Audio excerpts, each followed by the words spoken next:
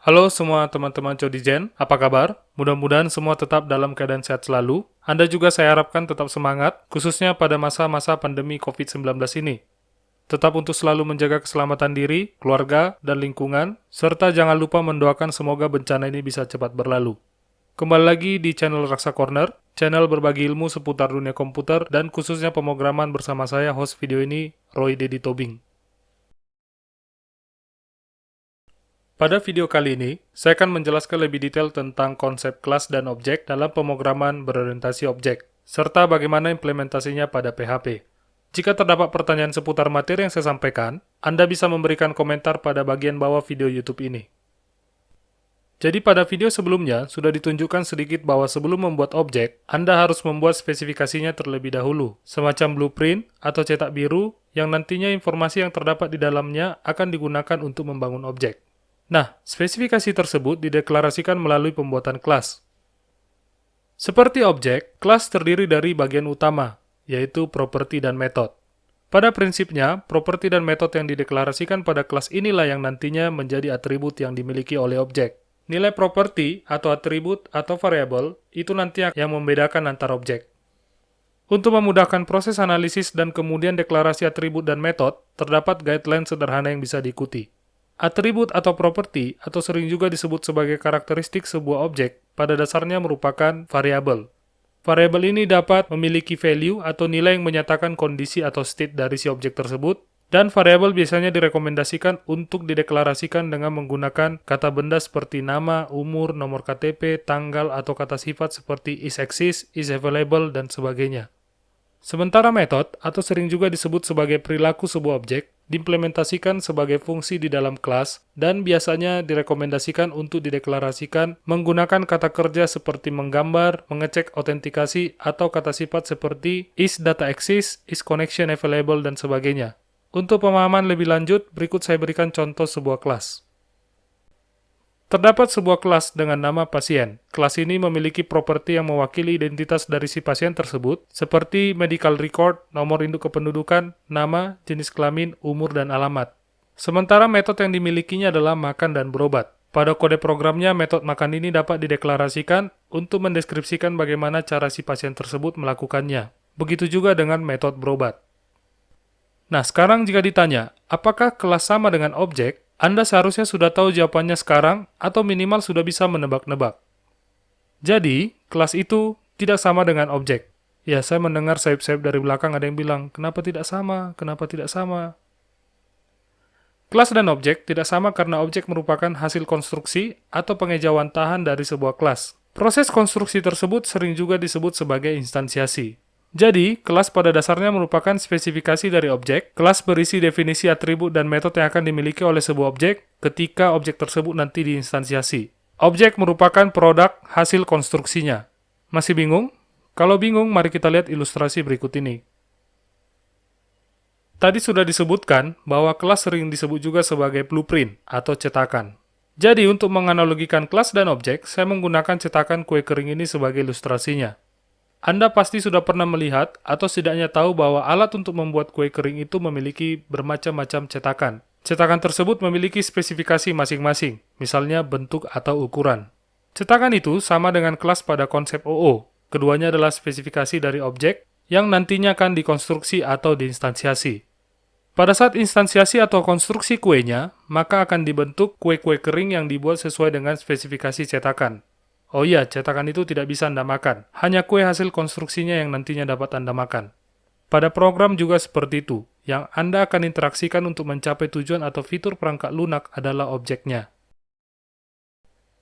Berikut saya berikan contoh kelas dan objek. Sebuah kelas dengan nama pasien dideklarasikan untuk memiliki atribut antara lain nomor medical record, NIC, nama, jenis kelamin, umur, dan alamat.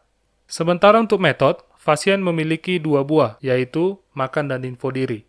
Terdapat 4 objek sebagai hasil instansiasi kelas ini.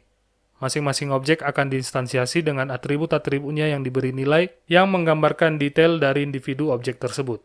Kita dapat melihat bahwa terdapat 4 objek dengan properti nomor medical record, NIC, nama, jenis kelamin, umur, dan alamat yang memiliki nilai yang berbeda-beda tergantung kepada deskripsi objek masing-masing. Ada yang namanya Kartini, ada yang namanya Budi, ada yang namanya Ranto, dan ada juga yang namanya Turi. Nah, bagaimana dengan metode?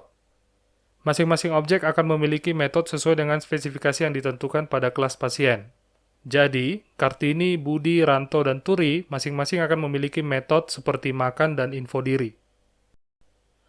Untuk membantu dalam memodelkan kelas, Anda dapat menggunakan kelas diagram. Dalam menggambarkan kelas, kita menggunakan salah satu notasi pada kelas diagram yang tampilannya seperti sebuah lemari dengan 3 kontainer atau wadah. Masing-masing kontainer digunakan untuk nama kelas, daftar atribut, dan daftar metode yang dimiliki oleh kelas tersebut.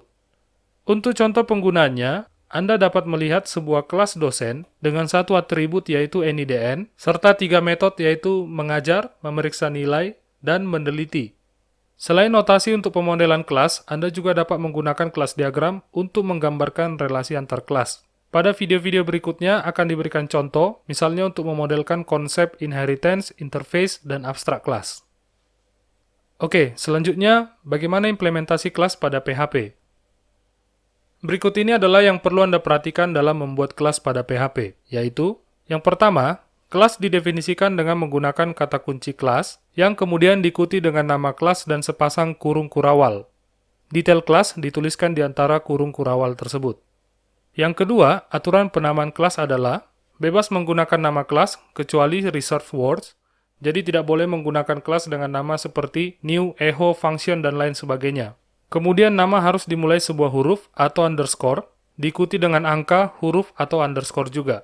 Untuk yang ketiga, kelas dapat terdiri dari konstanta, variabel atau properti, dan fungsi atau methods. Coba perhatikan contoh deklarasi kelas berikut ini. Jadi, ini merupakan sebuah kode program untuk deklarasi kelas. Pembuatan kelas dilakukan dengan menggunakan kata kunci kelas, diikuti dengan nama kelas, serta detail kelas tersebut dituliskan di antara kurung kurawal. Pada kelas terdapat deklarasi atribut, serta deklarasi metode. Nah, untuk implementasi objeknya bagaimana? Untuk objek pada PHP, ada 2 hal yang Anda harus ingat, yaitu, pertama, objek dibuat setelah deklarasi kelas, dan jumlah objek bisa banyak. Sama seperti ilustrasi pembuatan kue tadi, produk yang dihasilkan dari sebuah cetakan bisa banyak, jadi jumlahnya tergantung keperluan saja. Yang kedua adalah, instansiasi dilakukan dengan menggunakan kata kunci new. Berikut ini akan saya berikan contohnya. Instansiasi kelas dalam rangka menghasilkan objek dapat dilihat pada contoh berikut ini. Jadi, ini tadi kelas dengan deklarasi properti serta deklarasi metodenya. Dan pada layar, Anda sekarang dapat melihat hasil yang diharapkan dari eksekusi program tersebut.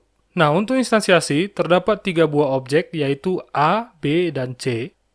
Dari sini kita bisa melihat bahwa dari satu buah kelas dapat dihasilkan satu atau lebih objek. Instansiasi dilakukan dengan menggunakan kata kunci new. Berikutnya, pemanggilan metode dilakukan setelah objeknya sudah berhasil diciptakan. Hasilnya seperti ini. Selain itu, Anda juga dapat mengakses atribut dan mengubah nilainya dengan mengaksesnya melalui objek tersebut. Hasilnya nanti kurang lebih seperti ini. Berikut ini contohkan lagi instansiasi objek, pengaksesan atribut, serta pemanggilan metode. Objek ketiga memiliki keunikan karena nama kelas disimpan ke dalam sebuah string. Hal ini dimungkinkan pada PHP untuk Object-Oriented Programming. Anda dapat melihat contoh instansiasi kelas beserta hasil yang diharapkan.